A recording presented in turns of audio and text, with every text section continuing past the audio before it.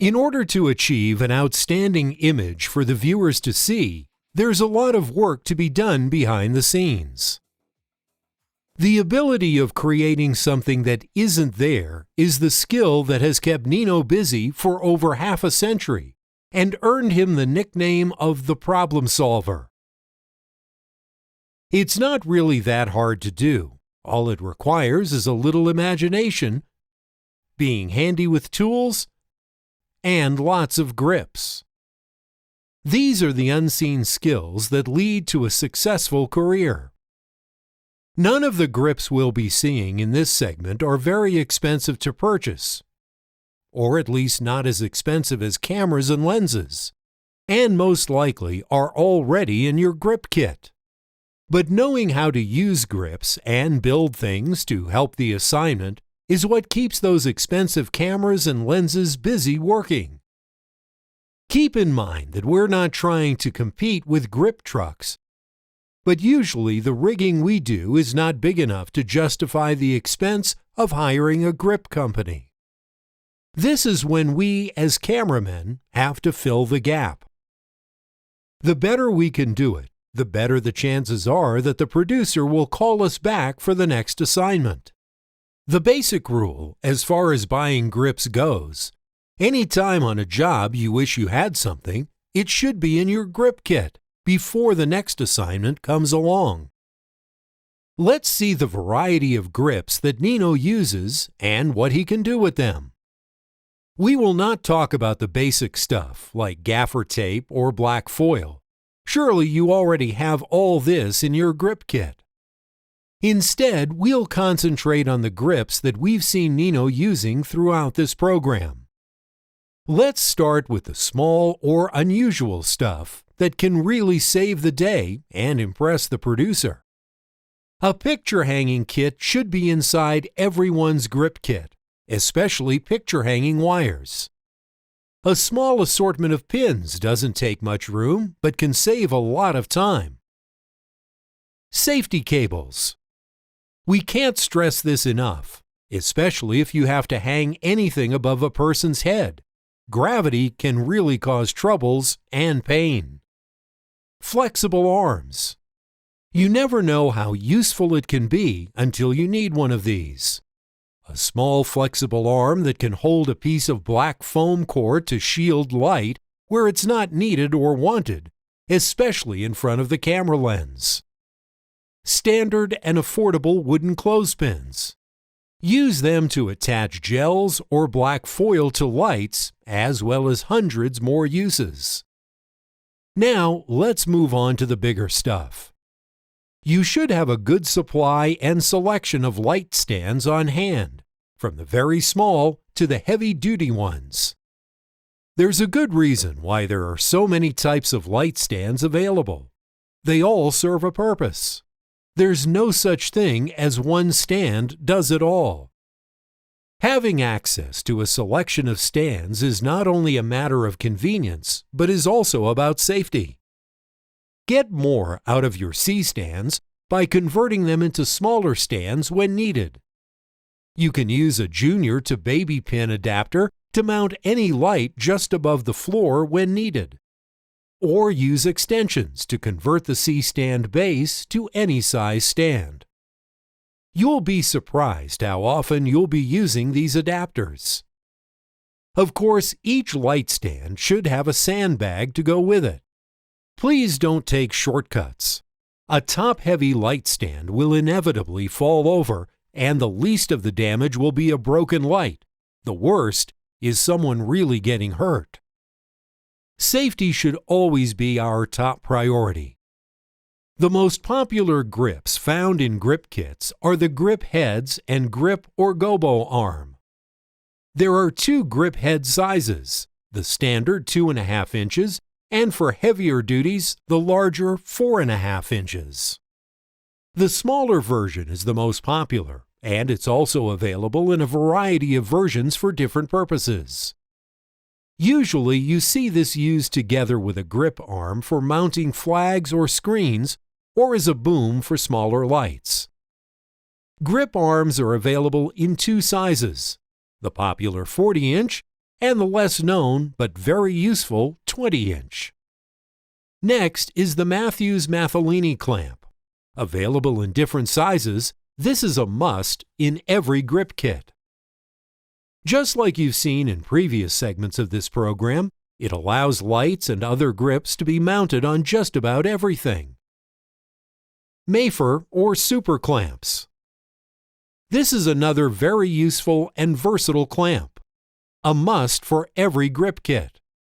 It can be mounted on a stand to support just about everything or used with any 5/8 pins to mount a light or anything else. Swivel pins are another useful grip to have in your grip kit. There are many uses for this, but the most beneficial is when you have to tilt a light beyond the standard tilt of a light fixture. Spring clamps. Available in all shapes and sizes for every imaginable purpose, there are no words to describe the benefits of a spring clamp.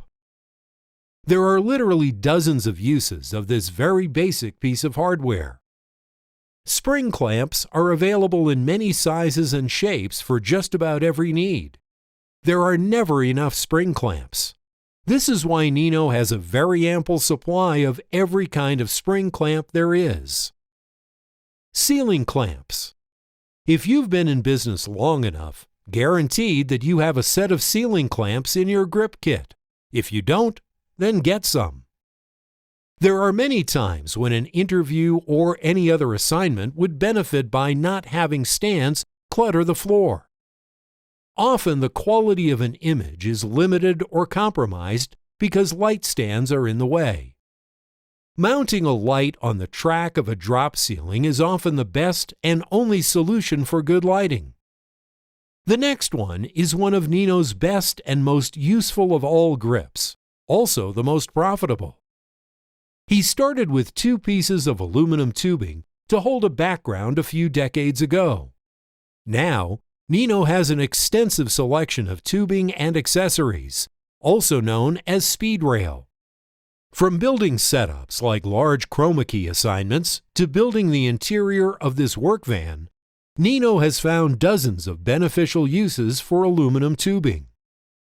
The ability of creating things that can improve many assignments has been one of the reasons that have kept Nino busy for decades. There are all kinds of connectors to build just about everything that's needed.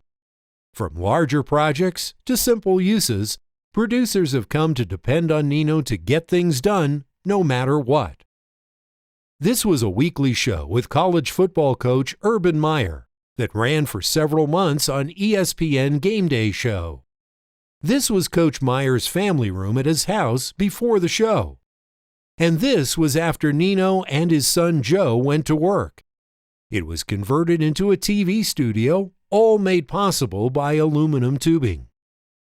The set remained in place for several months, and once a week, Nino and his crew traveled to the coach's house to record the show. These are great gigs. Another occasion where aluminum tubing literally saved the day. Nino's assignment was to have a black background interview with former Buccaneer head coach John Gruden. The problem was that there were no rooms available in the entire building. So Nino took all the tubings and black cloth he had in his van, and outside the building, he put together a totally dark 9-foot by 9-foot, 16-foot long room. Needless to say, that producer and client were ecstatic. Almost 15 years later, Nino is still working with Coach Gruden, this time in his new office. At least once or twice a year, Nino has to convert Gruden's office into a full TV studio. And once again, aluminum tubing is what makes this conversion a much easier task. Nino uses 7 Kinoflow fluorescent lights, plus several Fresnels on this set. These lights are too heavy to be used with ceiling clamps, so Nino used 1-inch tubings to build several of these H-mounts and inserts them above the ceiling, giving the lights a better and safer support. Also, you can see spring clamps all over the ceiling to keep wiring and safety cable neat and safe.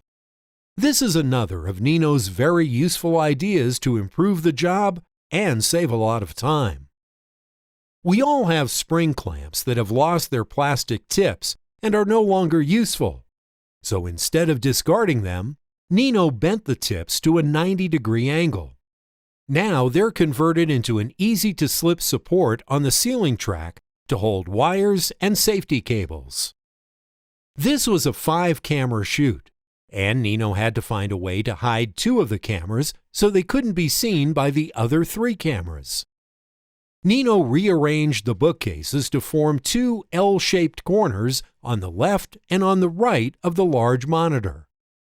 He connected the bookcases with corner shelves purchased from Amazon, then cut a hole on each corner and hid a camera and operator behind the bookcases. If you look carefully, you can see the lenses. Let's now go back to the interview room of the Gruden's QB camp that we've seen in a previous segment. You've probably seen these lights mounted on top of these lockers. This room is actually a large trailer, so the ceiling is not very high, and there's not much room to place stands on the floor. Also, it doesn't have a drop ceiling to mount lights. The only solution was to mount the lights above the lockers. But this required a little outside-the-box thinking. With the aid of grips, all lights are mounted on pieces of plywood. To mount the light, Nino used wall mounting plates with baby pins on one side, and to counterbalance the plywood, he also mounted a second plate at the other end so he could place compact barbell weights instead of bulky sandbags. As Nino didn't have enough wall plates on hand, he created his own. He used easily available cheese plates. With a drill, he tapered one of the existing holes so the base can lay flat. He mounted a standard 5/8 pin using a 1/4-inch tapered screw and drilled the plates to the plywood. Not the most attractive solution, but it did the job and did it well. Are we ready, Nino? Okay. All right, Nino, don't screw this up, man. Nino? That's your boy right there. Yeah. Looking out for you.